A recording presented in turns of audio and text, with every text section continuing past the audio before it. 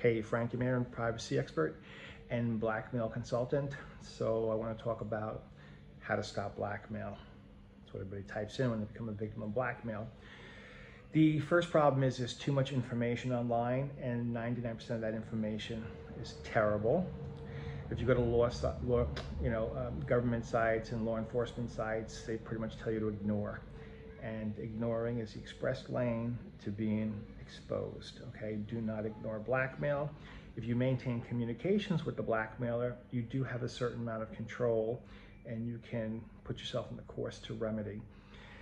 The other problem is people go to message boards and they read information, other people's experiences.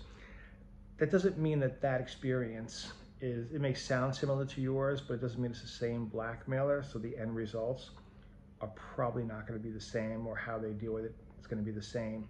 You just don't know who your blackmailer is by comparing it to other stories, because the format of blackmail is similar. You know, you set somebody up, you threaten for money.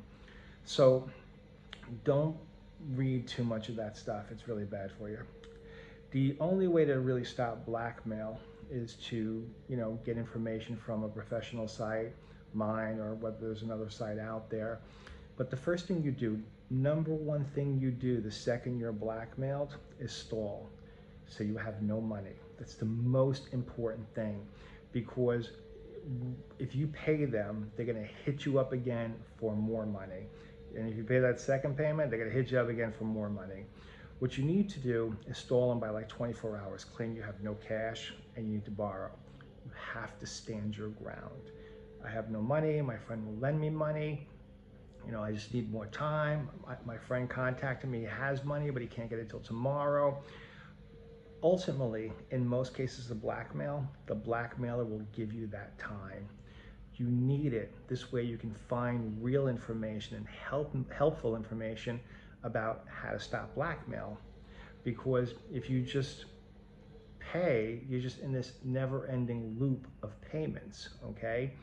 So there's a lot of companies out there, and the truth of the matter is you have to decide, who can help you the best way. But there are certain things you want to think about, okay? How do they stop the blackmail? What do they do to protect your identity? What do they do to make sure they don't contact your family, friends, Facebook connections? What do they do to prevent the blackmailer from returning in the future? Those are things you want to know.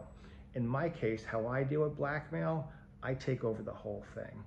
I pose as you, I manipulate them off your number, I get them onto one of my forms of contact, I take over, I feed them disinformation to manipulate what they know about you, and I also create online disinformation to protect your identity, protect your spouse's identity in case you're married, to protect your employment.